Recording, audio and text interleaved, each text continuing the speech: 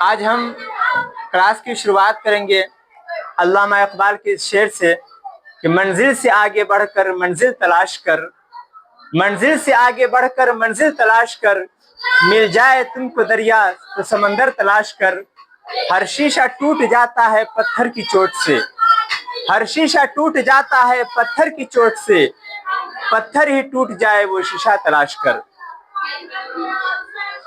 آج ہم 10th class کے چیپٹر 2 کو پڑھیں گے، جس کا ہیڈنگ ہے مختصر افسانہ، ہے نا۔ پہلے ہم لوگ افسانہ کے بارے میں جانکاری حاصل کریں گے کہ مختصر افسانہ کہتے کسے ہیں، اس کا ڈیفینیشن، اس کا پریبھاشا، اس کی تعریف پہلے ہم پڑھنے کی کوشش کریں گے، ہے نا۔ کہتے ہیں افسانہ ایسی نثری کہانی ہے جو ایک ہی نشست میں پڑھی جا سکے، ہے نا۔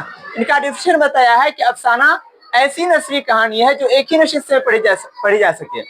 آپ سمجھتے ہیں کوئی بھی تحریر دو طریقے کی ہوتی ہے، ایک یا تو نظم ہوتا ہے یا تو نثر ہوتا ہے نا۔ نثر کی بہت ساری قسمیں ہیں، افسانہ ہے، ناول ہے، ڈرامہ ہے وغیرہ۔ تو ہم لوگ آج افسانہ پڑھنے جا رہے ہیں، ہے نا۔ افسانہ سمجھ گئے ہم لوگ کہ ایسی نثری کہانی جو ایک ہی نشست میں پڑھی جا سکے، یعنی ایک مرتبہ بیٹھے اور اس کو پڑھ لیں، نشست بیٹھک کو بولتے ہیں نا۔ اس کے بعد اگلا پوائنٹ ہے اردو میں مختصر افسانے کا آغاز، ہے نا۔ یعنی مختصر افسانے کے آغاز کب ہوا اس کے بارے میں جاننے کی کوشش کریں گے۔ اردو میں مختصر افسانے کا آغاز 20ویں صدی کی ابتدا میں ہوا۔ کب ہوا؟ 20ویں صدی کی ابتدا میں ہوا۔ اردو کا پہلا مختصر افسانہ نصیر اور خدیجہ ہے۔ کیا نام ہے؟ نصیر اور خدیجہ کو تسلیم کیا جاتا ہے، جو 1903 عیسوی میں شائع ہوا، اور اس کے مصنف کا نام راشد الخیری ہے۔ ان کے مصنف کا نام راشد الخیری ہے۔ سب سے پہلا مختصر افسانہ کون سا ہے؟ نصیر اور خدیجہ ہے۔ یہ نصیر اور خدیجہ شائع کب ہوا؟ 1903 میں شائع ہوا۔ نصیر اور خدیجہ کا رائٹر، مصنف یعنی لیکھک کون ہے؟ تو راشد الخیری ہے۔ اتنا بات ہم لوگ جان گئے۔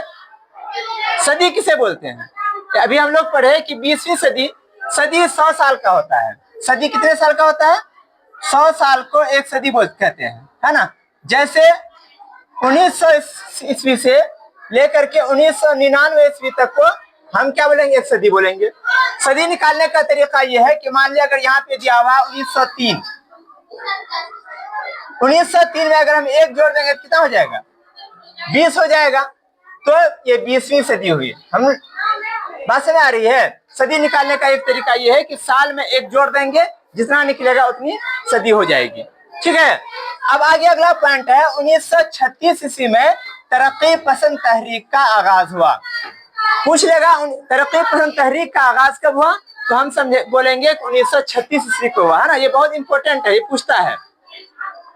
آگے اگلا پوائنٹ ہے اردو افسانے کی تاریخ میں منشی پریم چند، سجاد حیدر یلدرم، سعادت حسن منٹو، راجندر سنگھ بیدی، عصمت چغتائی، خواجہ احمد عباس، سہیل عظیم آبادی، اختر اورینوی، رام لال، شکیلہ اختر اور جوگندر پال کی خدمات کو ہم کبھی فراموش نہیں کر سکتے۔ یعنی یہ جتنے ابھی نام آئے ہیں یہ سارے کے سارے افسانہ نگار ہیں، جنہوں نے افسانے میں بہت کام کیا اور افسانے کو آگے بڑھایا، ہے نا۔ کبھی کبھی ہمیں ممتحن پوچھ لیتا ہے کہ افسانہ نگار کا نام لکھیے، تو ان ناموں کو ہم یاد کر لیں گے، 2-4 کو لکھ لیں گے تو انشاءاللہ نمبر مل جائے گا۔ تو یہ ہوئے افسانے کی بات۔ اب آگے جو ہمارے نصاب میں دوسرا چیپٹر ہے جس کا نام ہے بھابی جان۔ کیا نام ہے؟ بھابی جان۔ بھابی جان کا لکھنے والا، اس کا رائٹر، اس افسانے کا جو لکھا ہے اس کا نام ہے سہیل عظیم آبادی۔ تو پہلے ہم سہیل عظیم آبادی کے بارے میں جاننے کی پریاس کریں گے، ہے نا۔ سہیل عظیم آبادی کے بارے میں جاننے کا پریاس کریں گے،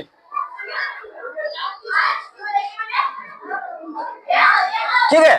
تو سہیل عظیم آبادی کا اصل نام سید مجیب الرحمان ہے نا۔ اکثر ممتحن جو ہے کسی بھی آپ پرسنالٹی کے بارے میں پڑھیے گا، کسی بھی شخصیت کے بارے میں پڑھیے گا تو اس کی پیدائش، جائے پیدائش ضرور پوچھتا ہے، اور اصل نام تخلص ضرور پوچھتا ہے۔ تو اصل نام یاد رکھیں گے، ان کا اصل نام تھا سید مجیب الرحمان، اور ان کا تخلص تھا سہیل۔ سہیل عظیم آبادی میں سہیل جو ہے کیا ہے؟ ان کا تخلص ہے، ٹھیک ہے۔ آگے ہے سہیل عظیم آبادی کی پیدائش 1911 عیسوی کو ہوئی۔ کب ہوئی ہے؟ 1911 عیسوی کو ان کی پیدائش بھی ہے۔ پیدائش کہاں ہوئی؟ پٹنہ میں ہوئی، ٹھیک ہے۔ یہ پوائنٹ بھی ہم لوگ یاد کر لیں گے۔ सोहेल साहब एक जमींदार खानदान से ताल्लुक रखते थे। किस खानदान से? कहीं पूछ लेगा मुमतहिन कि सोहेल अजीम आबादी के बारे में बताइए कि वो किस खानदान से ताल्लुक रखते थे। वो ऑप्शन दे देगा, एक जमींदार रहेगा तो आप जमींदार पर टिक लगा देंगे। आगे है, 1 साल की उम्र में वालदा का इंतकाल हो गया। जब वो 1 साल के थे सोहेल अजीम आबादी, उसी वक्त उनकी वालदा का क्या हो गया? इंतकाल हो गया। और परवरिश नानिहाल में हुआ, है ना। छोटे थे इसीलिए उनकी परवरिश कहाँ पे हुई? नानिहाल बोलते हैं नानी के घर को, है ना, नाना के घर को बोलते हैं। सोहेल अजीम आबादी ने ऑल इंडिया रेडियो, ये याद रखिएगा, सोहेल अजीम आबादी ने ऑल इंडिया रेडियो की मुलाजमत इख्तियार की, यानी वहां पे वो नौकरी करने लगे, है ना। वहां पे क्या करने लगे? वो नौकरी करने लगे। इस मुलाजमत के सिलसिले में दिल्ली में भी रहे, है ना। ये मुलाजमत जो करते थे उस मुलाजमत के सिलसिले में वो कहाँ पे रहे? दिल्ली में रहे। फिर उनका तबादला श्रीनगर कश्मीर हो गया। तबादला बोलते हैं ट्रांसफर को, है ना, एक जगह से ट्रांसफर हो जाता है दूसरी जगह, उसको बोलते हैं तबादला। फिर उनका तबादला श्रीनगर कश्मीर हो गया। फिर वो वापस पटना चले आए और मुलाजमत से इस्तीफा दे दिया। इस्तीफा यानी रिजाइन दे दिया, है ना। उन्होंने एक रोजनामा अखबार साथी का इजरा किया। बहुत इंपॉर्टेंट है ये, है ना, इम्तिहान के, इसे देखिए बहुत इंपॉर्टेंट है, पूछ लेता है आमतौर पर कि साथी अखबार किसने निकाला। इसमें 2 बात याद रखिएगा। एक तो ये कि साथी अखबार किसका है? तो सोहेल अजीम आबादी का है। और ये कि ये साथी जो है ये अखबार कैसा है? तो रोजनामा है ना। माहनामा दे देगा, हफ्तावारी दे देगा, रोजनामा दे देगा, तो आपको ऑप्शन में क्या चूज करना है? रोजनामा चूज करना है ना। रोजनामा बोलते हैं वो अखबार जो रोजाना निकलता हो। आगे है, सोहेल अजीम आबादी की तख्लीकात में उनके 3 अफसानवी मजमुए क्या क्या है? 4 चेहरे, अलाव और आदमी के रूप, ये उनके अफसानवी मजमुए हैं। और एक नाविल बेजड़ के पौधे हैं। क्या है? बेजड़ के पौधे, है ना। ये अफसाने हैं, 4 चेहरे, अलाव, आदमी के रूप अफसाना है, और बेजड़ के पौधे क्या है? उनका एक नाविल है। सोहेल अजीम आबादी के अफसानों की तादाद, उन्होंने जो अफसाना लिखा, कितने अफसाने लिखे? तो 125 अफसाने उन्होंने लिखे, है ना। सोहेल अजीम आबादी के अफसानों की तादाद 125 है। आगे सोहेल अजीम आबादी का इंतकाल 1980 को हुआ। कब हुआ? 1900। पैदाइश कब हुआ?